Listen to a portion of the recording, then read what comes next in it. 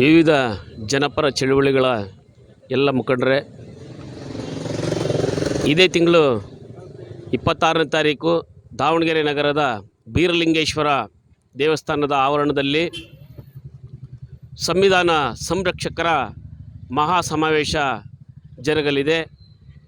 ಈ ಸಮಾವೇಶದ ಉದ್ದೇಶ ಇಷ್ಟೇ: ಸಂವಿಧಾನ ಜಾರಿ ಆದಾಳಿಂದನೂ ಸಂವಿಧಾನದ ವಿಷಯಗಳನ್ನು ಭಾಳ ಸ್ಪಷ್ಟವಾಗಿ, ನಿಖರವಾಗಿ ಈ ದೇಶದ ಜನರಿಗೆ ತಿಳಿಸುವಂಥ ಕೆಲಸವನ್ನು ಸರ್ಕಾರಗಳ ಹಿಂದೆ ಮಾಡಿಲ್ಲ.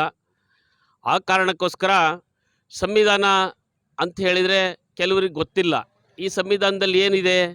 ಸಕಲ ಜಾತಿಗಳಿಗೂ ಕೂಡ ಸಕಲ ರೀತಿಯ ಸೌಲಭ್ಯಗಳನ್ನು ಹಂಚ್ಕೊಂಡು ಸಮಾನತೆ, ಸಹೋದರತೆ, ಭ್ರಾತೃತ್ವದಿಂದ ನಡೆಸುವಂಥ ಒಂದು ಅಂಶಗಳಿದ್ದರೂ ಕೂಡ ಎಲ್ಲೋ ಒಂದು ಕಡೆ ಅದನ್ನು ಮರೆಮಾಚಿ ಸಂವಿಧಾನದ ಆಶಯಗಳನ್ನು ದಿಕ್ಕು ತಪ್ಪಿಸುವಂಥ ಕೆಲಸವನ್ನು ಆಳುವಂಥ ಸರ್ಕಾರಗಳು ಮಾಡಿದ್ದನ್ನು ನಾವೆಲ್ಲರೂ ಕೂಡ ಗಮನಿಸಿದ್ದೇವೆ. ಈಗ ಸ್ಪಷ್ಟವಾದಂಥ ಒಂದು ಸಂದೇಶ ಇದೆ: ಈ ದೇಶದಲ್ಲಿ ಪರಿಶಿಷ್ಟ ಜಾತಿ, ಪರಿಶಿಷ್ಟ ವರ್ಗ, ಇತರ ಹಿಂದುಳಿದ ವರ್ಗಗಳು, ಮತೀಯ ಅಲ್ಪಸಂಖ್ಯಾತರು, ಬಹುಜನ ಸಮಾಜ, ಈ ಸಮಾಜ ಭಾರತ ದೇಶದ ಮೂಲ ನಿವಾಸಿ ಸಮಾಜ. ಈ ಮೂಲ ನಿವಾಸಿ ಸಮಾಜಕ್ಕೆ ಸಂವಿಧಾನದ ಆಶಯಗಳನ್ನು ಕುರಿತು ಸಂವಿಧಾನದ ಬಗ್ಗೆ ತಿಳುವಳಿಕೆ ನೀಡುವಂಥ ಕೆಲಸವನ್ನು ಮಾಡಬೇಕು. ಆ ಕಾರಣಕ್ಕೋಸ್ಕರ ಸಂವಿಧಾನವನ್ನು ಸಂರಕ್ಷಕರ ಒಂದು ಸಮಾವೇಶ ಜರುಗಲಿದೆ. ಅದಕ್ಕೆ ಪೂರ್ವ ಸಿದ್ಧತಾ ಸಭೆಯಾಗಿ ಅನೇಕ ಸಭೆಗಳನ್ನು ಮಾಡಿದ್ದೀವಿ. ಮಾನ್ಯ ನಮ್ಮೆಲ್ಲರ ಪ್ರೀತಿಯ ಹಿರಿಯರು, ಹಿಂದುಳಿದ ವರ್ಗಗಳ ರಾಜ್ಯ ಉಪಾಧ್ಯಕ್ಷರಾದಂಥ ಎಚ್ ಉಮಾಪತಿಯವರು, ಅವರ ಒಂದು ನೇತೃತ್ವ ಇವೆಲ್ಲವೂ ಕೂಡ ನಡೀತಾ ಇದ್ದಾವೆ. ಈ ಒಂದು ಸಂದರ್ಭದಲ್ಲಿ ನಾವು ನ್ಯಾಮತಿ ತಾಲೂಕಿನ ನನ್ನೆಲ್ಲ ಆತ್ಮೀಯ ಬಂಧುಗಳಲ್ಲಿ ಕಳಕಳಿಯ ಮನವಿ ಇದೆ. ಇದೇ ಏಪ್ರಿಲ್ 26ರಂದು ನಡೆಯುವಂಥ ಈ ಒಂದು ಸಂವಿಧಾನ ಸಂರಕ್ಷಕರ ಸಮಾವೇಶಕ್ಕೆ ತಾವೆಲ್ಲರೂ ಕೂಡ ವಾಲಂಟರಿಯಾಗಿ, ಯಾಕಂತೇಳಿದ್ರೆ ಇಲ್ಲಿ ಯಾವುದೇ ಒಂದನ್ನು ನಾನು ಸ್ಪಷ್ಟಪಡಿಸೋಕ್ಕೆ ಇಷ್ಟಪಡ್ತೇನೆ: ಇದು ಯಾವುದೇ ಜಾತಿ ಪರವಾದಂಥ ಸಮಾವೇಶ ಅಲ್ಲ, ಯಾವುದೇ ಧರ್ಮದ ಪರವಾದಂಥ ಸಮಾವೇಶ ಅಲ್ಲ, ಯಾವುದೇ ಸಂಘದ ಪರವಾದಂಥ ಸಮಾವೇಶ ಅಲ್ಲ, ಯಾವುದೇ ರಾಜಕೀಯ ಪಕ್ಷದ ಪರವಾಗಿರ್ತಕ್ಕಂಥ ಸಮಾವೇಶ ಅಲ್ಲ. ಈ ಸಮಾವೇಶ ಸಂವಿಧಾನ ಸಂರಕ್ಷಕರ ಸಮಾವೇಶ. ಯಾರು ಬಾಬಾ ಸಾಹೇಬ್ ಅಂಬೇಡ್ಕರ್ ಅವರ ವಿಚಾರದಲ್ಲಿ ನಂಬಿಕೆ ಇಟ್ಟಿದ್ದಾರೆ, ಯಾರು ಬಾಬಾ ಸಾಹೇಬ್ ಅಂಬೇಡ್ಕರ್ ಅವರ ಹೋರಾಟದಲ್ಲಿ ನಂಬಿಕೆ ಇಟ್ಟಿದ್ದಾರೆ, ಯಾರು ಭಾರತ ದೇಶವನ್ನು ಪ್ರೀತಿಸ್ತಾರೆ, ಯಾರು ಪ್ರಜಾಪ್ರಭುತ್ವವನ್ನು ಪ್ರೀತಿಸ್ತಾರೆ, ಯಾರು ಈ ದೇಶದ ಧರ್ಮ ನಿರಪೇಕ್ಷತೆಯನ್ನು ಒಪ್ಪುತ್ತಾರೆ, ಯಾರು ಈ ದೇಶದಲ್ಲಿ ಶಾಂತಿಯನ್ನು ಬಯಸ್ತಾರೆ, ಅವರೆಲ್ಲರೂ ಒಗ್ಗೂಡಿ ಮಾಡುವಂಥ ಸಮಾವೇಶ ಇದು. ಇದಕ್ಕೆ ಜಾತಿ ಬಣ್ಣ ಇಲ್ಲ, ಇದಕ್ಕೆ ಪಕ್ಷದ ಬಣ್ಣ ಇಲ್ಲ, ಇದಕ್ಕೆ ಧರ್ಮದ ಬಣ್ಣ ಇಲ್ಲ, ಇದಕ್ಕೆ ಲಿಂಗದ ಬಣ್ಣ ಇಲ್ಲ ಅಂತಕ್ಕಂಥದ್ದನ್ನು ನಾನು ಈ ಸಂದರ್ಭದಲ್ಲಿ ಸ್ಪಷ್ಟವಾಗಿ ಹೇಳ್ತೇನೆ. ಅನೇಕ ಮಿತ್ರರಲ್ಲಿ ಇದ್ದಕ್ಕಿದ್ದಾಗಿ ಇದೇನು ಇದ್ಯಾವುದೋ ಒಂದು ರಾಜಕೀಯ ಪಕ್ಷ ಪ್ರೇರಿತವಂಥ ಕಾರ್ಯಕ್ರಮನ ಅನ್ನುವಂಥ ಅನುಮಾನಗಳು ಬಂದದ್ದನ್ನು ನಾನು ಗಮನಿಸಿರೋದ್ರಿಂದ ಆ ಗೆಳೆಯರಿಗೆ ನಾನು ಭಾಳ ಸ್ಪಷ್ಟವಾಗಿ ಹೇಳ್ತಾ ಇದ್ದೀನಿ: ಇದು ಯಾವುದೇ ರಾಜಕೀಯ ಪಕ್ಷದ ಕಾರ್ಯಕ್ರಮ ಅಂತ ಅಲ್ಲ. ತಾವು ಕರಪತ್ರವನ್ನು ನೋಡ್ಬೋದು, ಈ ದೇಶದ ಚಿತ್ರಣ ಆ ಕರಪತ್ರದಲ್ಲಿದೆ.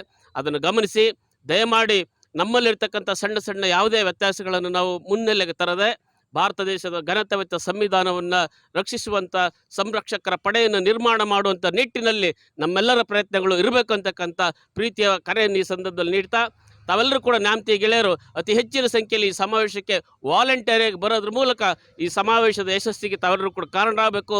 ಈ ಸಮಾವೇಶ ಕೇವಲ ದಾವಣಗೆರೆ ನಗರ ಅಥವಾ ಕರ್ನಾಟಕ ರಾಜ್ಯಕ್ಕೆ ಸೀಮಿತ ಆಗಲ್ಲ, ಇಡೀ ದೇಶಕ್ಕೆ ಒಂದು ಹೊಸ ಸಂದೇಶ ರವಾನೆ ಆಗುತ್ತೆ.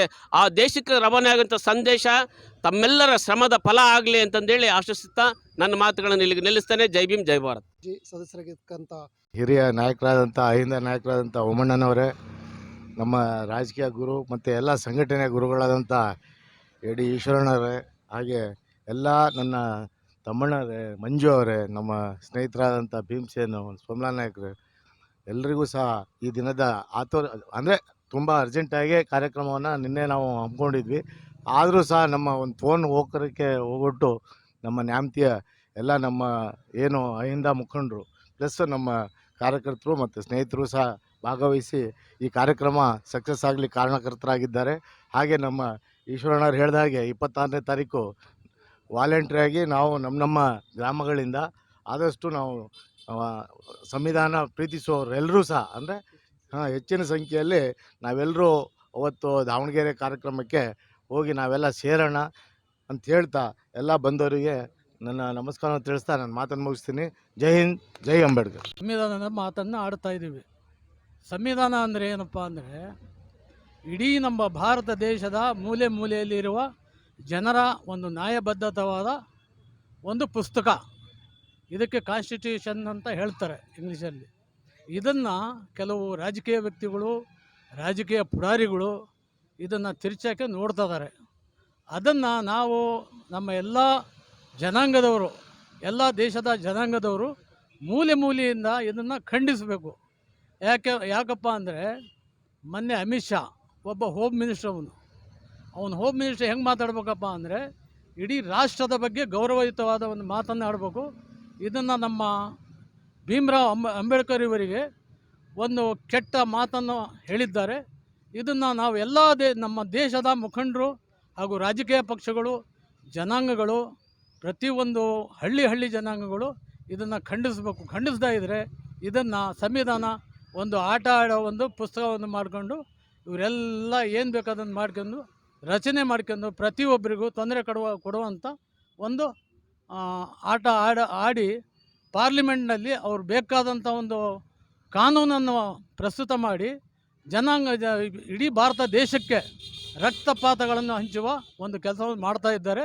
ಇದನ್ನು ನಾವೆಲ್ಲರೂ ನಾವು ಅಹಿಂದ ಪಕ್ಷದವರು ಇದನ್ನು ಮೊದಲು ನಾವು ಖಂಡಿಸಿ ಇದನ್ನು ರವಾನೆ ಸೆಂಟ್ರಲ್ ಗೌರ್ಮೆಂಟಿಗೆ ಮಾಡಬೇಕಾಗಿ ಹೇಳಿ, ನನಗೆ ಮಾತಾಡೋಕ್ಕಂತ ವಿಷಯಗಳನ್ನು ಕೊಟ್ಟಿರ್ತಕ್ಕಂಥ ನನ್ನ ಸ್ನೇಹಿತರಿಗೂ ಹಾಗೂ ಮಾಧ್ಯಮದವರಿಗೂ ನನ್ನ ನಮಸ್ಕಾರವನ್ನು ಮಾತಾಡ್ಬೇಕಂತೇಳಿ ಕೇಳ್ಕೊಳ್ತೇವೆ. ಕಡೆ ನ್ಯಾಮತಿ ತಾಲೂಕಿನಲ್ಲಿ ಬೈಕ್ ರ್ಯಾಲಿ ಮಾಡುವುದರ ಮುಖಾಂತರ ಸಂವಿಧಾನದ ಜಾಗೃತಿ ಮೂಡಿಸುವ ಒಂದು ವಿಚಾರವಾಗಿ ನಾವು ಈಗ ಆಲ್ರೆಡಿನ ದಾವಣಗೆರೆಯಲ್ಲಿ ಈ ತಿಂಗಳು 26ನೇ ತಾರೀಕು ಸಂವಿಧಾನ ಸಂರಕ್ಷಕರ ಸಮಾವೇಶ. ಅಂದರೆ ನಾವೆಲ್ಲರೂ ಸಂವಿಧಾನವನ್ನು ಉಳಿಸಬೇಕು, ದೇಶವನ್ನು ಉಳಿಸಬೇಕು.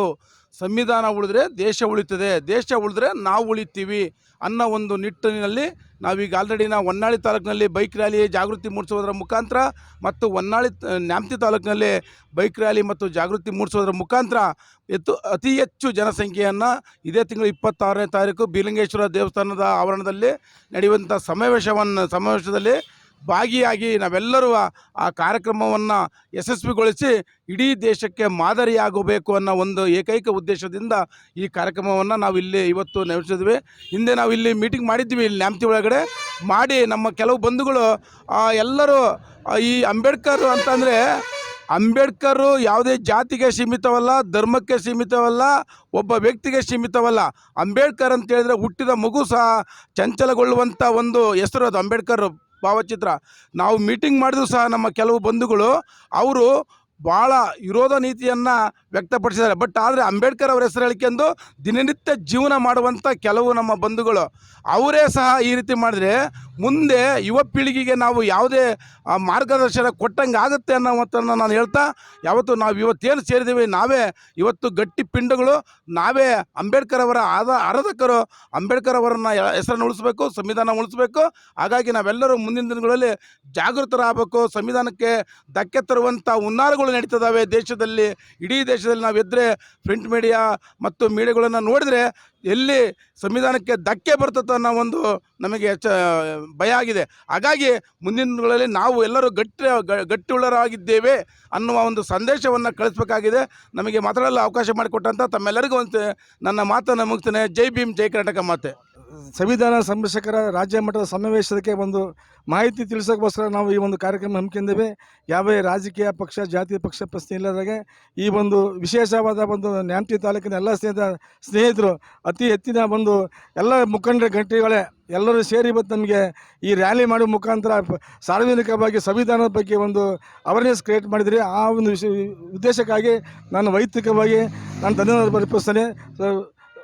ಶಿವರಾಮ್ ನಾಯ್ಕರಾಗಲಿ, ಸೋಮಣ್ಣ ಆಗಲಿ, ಅಬ್ದುಲ್ ಸಾಹೇಬ್ರಾಗಲಿ, ಮಂಜು ಆಗಲಿ, ಪ್ರಕಾಶರು ಅತಿ, ಯಾಕೆಂದರೆ ಈ ಒಂದು ಅವೇರ್ನೆಸ್ ಯಾಕಪ್ಪ ಅಂದರೆ ಈಗ ಎಲ್ಲ ಮಾಹಿತಿ ನಮ್ಮ ಮುಖಂಡರು ಕೊಟ್ಟಿದ್ದಾರೆ, ಹೇಳಿದ್ದು ಹೇಳೋಕೆ ಸರಿ ಆಗಲ್ಲ. ಅದು ಅಂಬೇಡ್ಕರ್ ಅವರ ಸಾಧನೆ, ಅವರು ಕೊಟ್ಟಿರೋ ಸಮಾಜಕ್ಕೆ ಕೊಟ್ಟಿರೋ ಕೊಡುಗೆನ ಸ್ಮರಣೆ ಮಾಡೋಕ್ಕಾಗತ್ತೆ. ಸಂವಿಧಾನ ಏನಪ್ಪ ಅಂದರೆ ಸ್ವತಂತ್ರ ಪೂರ್ವದಲ್ಲಿ ಭಾರತದ ಪರಿಸ್ಥಿತಿ ಹೆಂಗಿತ್ತು, ಆ ಸ್ವಾತಂತ್ರ್ಯಕ್ಕೋಸ್ಕರ ಮಹಾತ್ಮ ಗಾಂಧಿ ತ್ಯಾಗ ಮಾಡಿ ಕೊಟ್ಟಂಥ ಸಮಯದಲ್ಲಿ ಮುಂದಿನ ಪೀಳಿಗೆ ಹೆಂಗಿರ್ಬೇಕು ಅನ್ನೋ ಬಗ್ಗೆ ಒಂದು ಚಿಂತನೆ ಇತ್ತು ಆ ಸಮಯದಲ್ಲಿ ಡಾಕ್ಟರ್ ಅಂಬೇಡ್ಕರ್ ಅವರ ಒಂದು ಅಧ್ಯಕ್ಷತೆಯಲ್ಲಿ ಸಂವಿಧಾನವನ್ನು ರಚನೆ ಮಾಡೋಕ್ಕೆ ಸಮಿತಿ ಮಾಡಿದಾಗ ಆ ಹಿಂದಿದ್ದಂಥ ನ್ಯೂನತೆಗಳು ಭಾಳ ಇತ್ತು ಸಮಾಜದಲ್ಲಿ. ಭಾಳ ಅಂದರೆ ಆ ಹೇಳ್ಕೊಂತ ಹೋದ್ರೆ ಒಂದು ದಿವಸ ಹೇಳಿದ್ರೆ ಮುಗಿಯಲ್ಲ.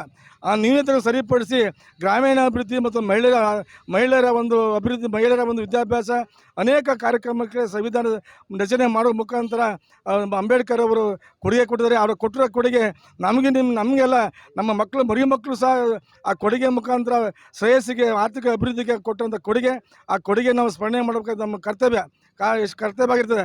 ಆದರೆ ಯಾವುದೇ ಇದು ಜಾತ್ಯತೀತ ಪಕ್ಷಾತೀತ ಕಾರ್ಯಕ್ರಮ, ಅದು ನಡೆದಂಥ ಕಾರ್ಯಕ್ರಮ ಯಾವ ಜಾತಿಗೆ ಸೀಮಿತ ಇಲ್ಲ, ಯಾವ ಪಕ್ಷಕ್ಕೂ ಸೀಮಿತ ಇಲ್ಲ. ಕೆಲವು ಸ್ನೇಹಿತರು ಹೇಳಿದ್ರು, ಮಂಜಣ್ಣವರು ಸಂವಿಧಾನ ಪಕ್ಷದ ಎಲ್ಲರಿಗೂ ಐತಿ, ಜಾತಿ ನೋಡಿ ಪಕ್ಷ ನೋಡಿ ಸವಲತ್ತು ಕೊಡಲ್ಲ ಸರ್ಕಾರ.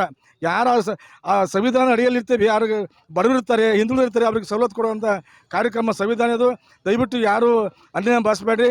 ಈ ಒಂದು ಸಂವಿಧಾನ ನಡೆಯುವ ಸಂರಕ್ಷಣಾ ಕಾರ್ಯಕ್ರಮದ 22ನೇ ತಾರೀಕು ಅತಿ ಹೆಚ್ಚಿನ ಸಂಖ್ಯೆಯಲ್ಲಿ ಹೊನ್ನಾಳಿ ಮತ್ತು ನ್ಯಾಮತಿ ತಾಲೂಕಿನ ಸ್ನೇಹಿತರು ಭಾಗವಹಿಸುವ ಮುಖಾಂತರ ರಾಜ್ಯದಲ್ಲಿ ನಮ್ಮ ಹೊನ್ನಾಳಿ ತಾಲೂಕು ಮತ್ತು ನ್ಯಾಮತಿ ತಾಲೂಕು ಒಂದು ಹೆಸರಾಗಲಿ ಅಂತ ನಾನು ತಮ್ಮನ್ನು ಕೇಳ್ಕೊಳ್ತಾ, ಈ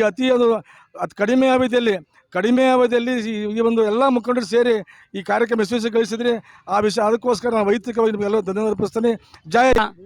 ಏನು ಎಲ್ರಿಗೂ ನಮಸ್ಕಾರ.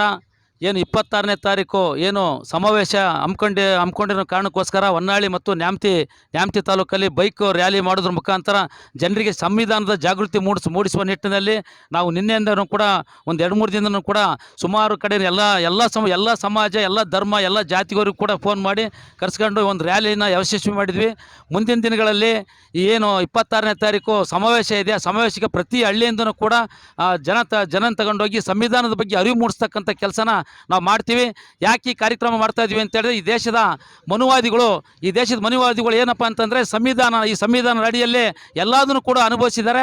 ಆದರೆ ಸಂವಿಧಾನನ ಒಂದು ಕಡೆಯಿಂದ ವಿರೋಧ ಮಾಡ್ತಾ ಸಂವಿಧಾನನ ಬದಲಾವಣೆ ಮಾಡಬೇಕು ಅಂತೇಳಿ ಈ ಸಂದರ್ಭದಲ್ಲಿ ಅವರು ಆಗಾಗ RSS ಇರ್ಬೋದು, ಬೇರೆ ಮನುವಾದಿಗಳು ಇರ್ಬೋದು, BJP ಇರ್ಬೋದು, ಬೇರೆ ಕಡೆ ಎಲ್ಲ ಮಠಾಧೀಶರುಗಳು ಇವರೆಲ್ಲ ಏನಪ್ಪ ಅಂದ್ರೆ ಸಂವಿಧಾನ ಬದಲಾವಣೆ ಮಾಡ್ತೀವಿ, ಈ ಸಂವಿಧಾನನ ಬದಲಾವಣೆ ಮಾಡಿದ್ರೆ ನಮ್ಮ ಒಂದು ಇದು ಅಂತಕ್ಕಂಥ ಮಾತನ್ನ ಅಲ್ಲಲ್ಲೇ ಅವರು ವ್ಯಕ್ತಪಡಿಸ್ತಾ ಇದ್ದಾರೆ. ಹಾಗಾಗಿ ನಾವು ಈ ಸಮಾವೇಶದ ಮುಖಾಂತರ ಏನು ಎಚ್ಚರಿಕೆ ಕೊಡ್ತೀವಿ ಅಂತಂದರೆ, ಸಂವಿಧಾನ ಒಂದು ಜೇನು ಹುಳ ಇದ್ದಂಗೆ. ಸಂವಿಧಾನಕ್ಕೆ ಏನಾರ ನೀವೇನಾರು ಕಲ್ಲು ಹೊಡೆ ಕೆಲಸ ಮಾಡಿದ್ದೆ ಆದರೆ ಮುಂದಿನ ದಿನಗಳಲ್ಲಿ ಈ ಎಲ್ಲ ಸಮಾಜ, ಎಲ್ಲ ಧರ್ಮ, ಎಲ್ಲ ಜಾತಿಯ ಜನಗಳು ನಿಮ್ಮನ್ನು ಈ ದೇಶದಿಂದನೇ ಹೊರಗಾಗ್ತಕ್ಕಂಥ ಕೆಲಸನ ಈ ಸಮಾಜ ಅಂಬೇಡ್ಕರ್ ವಾದಿಗಳು ಮತ್ತು ಎಲ್ಲ ಜಾತಿಯ ಜನರು ಕೂಡ ಅದನ್ನು ಎಚ್ಚರಿಕೆಯನ್ನು ಕೊಡ್ತಾರೆ ಅಂತಲೇ ಸಮಾವೇಶದ ಮೂಲಕ ಎಚ್ಚರಿಕೆಯನ್ನು ಕೊಡ್ತೇವೆ ಅಂತೇಳಿ ಈ ಸಂದರ್ಭದಲ್ಲಿ ಮಾತಾಡಲಿಕ್ಕೆ ಅವಕಾಶ ಮಾಡಿಕೊಂಡಿದ್ದ ತಮ್ಮೆಲ್ಲರಿಗೂ ಉದ್ದೇಶ ನಾನು 2 ಮಾತು ಮುಗಿಸ್ತೀನಿ. ಜೈ ಭೀಮ್. ಬಹುಜನ ಬಂಧುಗಳೇ, ಏನು ಇವತ್ತು ಬೈಕ್ ರ್ಯಾಲಿ ಮಾಡೋವಂಥ ಉದ್ದೇಶ ಇಟ್ಕೊಂಡು ತಾವೆಲ್ಲರೂ ಫೋನಿನ ಮೂಲಕ ಕರೆ ಕೇಳಿ ಇಲ್ಲಿ ಸೇರಿ ಈ ಬೈಕ್ ರ್ಯಾಲಿಯನ್ನು ಯಶಸ್ವಿಗೊಳಿಸಿರಿ. ತಮ್ಮೆಲ್ಲರಿಗೂ ನಮ್ಮ ವೇದಿಕೆಯ ಪರವಾಗಿ ವಂದನಾರ್ಪಣೆ ಅರ್ಪಿಸ್ತಿದ್ದೇನೆ ಮತ್ತು ಮಾಧ್ಯಮದವರಿಗೂ ಕೂಡ ವಂದನಾರ್ಪಣೆಯನ್ನು ಅರ್ಪಿಸ್ತಾ ಇದ್ದೀನಿ. ಮತ್ತು ನಿರೀಕ್ಷಕರು ಸಿಬ್ಬಂದಿಗಳಿಗೂ ಸಹ ನಾವು ವಂದನೆಯನ್ನು ಅರ್ಪಿಸೋದ್ರ ಮೂಲಕ ಈ ಸಭೆಯನ್ನು ಮುಕ್ತಾಯ ಮಾಡ್ತಾ ಇದ್ದೀವಿ. Thank you.